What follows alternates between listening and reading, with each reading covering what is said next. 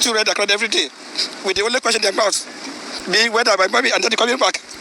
What a miserable state. Since this unfortunate attack on the Abuja-Kaduna-bound train, we believe the government and Commander-in-Chief of the Armed Forces of the Federal Republic of Nigeria, alongside the security and intelligence chiefs, have been working to rescue our loved ones.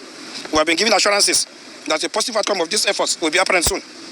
We must, however, register our displeasure with the way and manner the Minister of Transportation, Mr. Rotimi Amici, has been handling the tragic event since it occurred. If they decide to start the Abuja-Kaduna train services, they should be ready to crush the relatives of those 62 people abducted in captivity, because we are going to sit on the tracks and let the train crush us. They should be ready for that. That's the message we are sending to NRC and the Minister of Transport. Over 30 days, government hasn't done anything about it because I've not seen results. No. Action for me is results. If they're released, then you want to start the rail service and act like they don't exist? What kind of country are we building?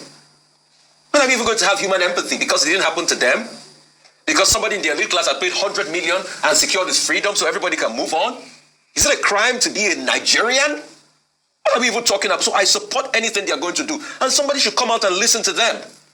They are Nigerians. The only crime they have committed is that they are Nigerians and they try enjoying the dividends of democracy in their own country. This is the same train line that the government will brag about every time as what it has done for the people. But now the train lines are not safe. I know how this government brags about the Abuja-Kaduna rail as something that, oh, it's the dividends of democracy. We did this, we did that, we're empowering people. Now the people can enjoy the dividends of democracy and you want to move on like nothing happened and start the real life. Please have conscience. And shame on anybody. Shame, I repeat, shame for the uptime. Shame ad infinitum for anybody that resumes that rail service without ensuring that the families of those kidnapped are released. Well said. We can't live it with a heartless country. So guys, at times we think that these northerners, they are special species.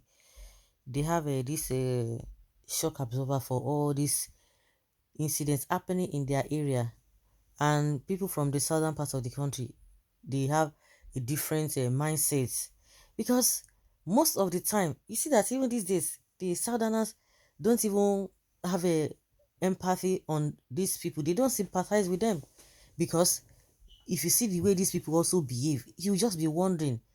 They don't even come out to protest. All this, I said, if there's any protest that should be going on in this country on a daily basis, it should be coming from that place.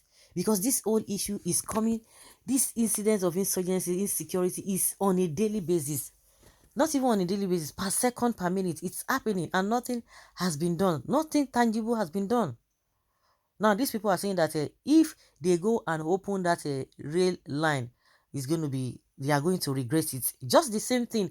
The same way they are trying to open a Lekki Toll Gate. The same people that time, they will not be doing that nobody died at Lekki Toll Gate. Nobody did this and that. Nothing happened. They should forget it. They were just doing everything possible to remove Buhari because Buhari is a fool animal. But see what is happening to them.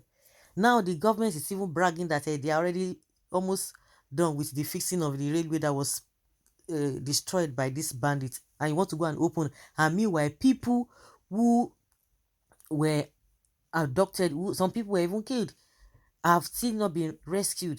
So what is now the guarantee? And you see that they just repaired it and nothing, no any form of no security being put in place. You will see that it will still happen again. They will still pack people. And you know that these guys are bragging.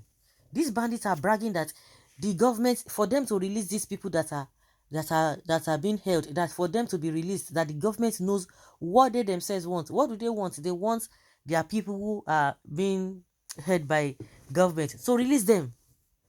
They want them to be released. So now you have not done anything. And people always come out to say, oh, the government does not negotiate, but they do go back to go and negotiate. If I thought we are saying, let them negotiate. I could remember, I think 2 years ago or last year, where some students were kidnapped. I think it was in late 2020. When some children, some whether Kankara but during that period, a lot of children were really abducted from schools. Some people were like, oh, if it is only this one, please, the government should just release this one. They should just go and negotiate and release this one. Then they will now put proper measures in place. I don't know whether they release those ones. Some of them are still in captivity today. But the question is that even if the government goes back to go and be rescuing or to be negotiating and be releasing all these abducted people, now so we go today, because they are not putting measures. There are no measures in place that that this kind of thing will not repeat itself again. There are no measures in place. It will happen. So are they going to be negotiating every now and then? But what they need to do is to make sure that these things do not happen again. Now you want to go and open that the rail train, I mean the rail line. Meanwhile, people are still in captivity. And most importantly, we talked about how a woman delivered a baby in that place. We have women, the governor's wife, all of them are just tying gilly up and down with a Buhari's wife, all of them forming program that the programs that do not have a positive, that cannot even yield positive results in our lives. Holding program, calling all these aspirants of what use? All these aspirants that do not even have they don't have the sympathy of Nigerians that they are claiming they want to govern. Aisha Buhari was organizing program for them, but somebody, I think it was that period of time, within 2-3 days after that, this thing that a woman gave birth, or she gave birth, within that period of time. No, the women are not even saying anything about it. Those ones who are at least influential, they are not saying anything about it. It's business as usual. They want to go and open it, just like the way people are saying that toll gate, they should not open it. They should not open that toll gate. So they've been going back and forth on that issue.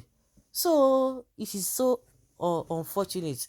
And like we've always said, those who are victims of all these things, their offense is that the offense is that they are Nigerians. That's the only offense they have committed, because they are Nigerians.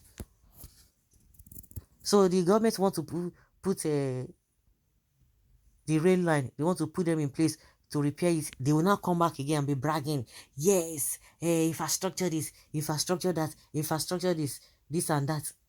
But forgetting those who they kidnapped during that process. You can see the way they destroyed all these things. And also, those who are going to be applying this thing, if they repair it, you see, want to go and enter, just know that what these people, the victims of today, what they are experiencing is what you are going to experience, and nothing will happen. Nobody is going to be speaking on your behalf. All of them are running tikatika, katikati, because of what? 2023 election. That's the only thing they understand.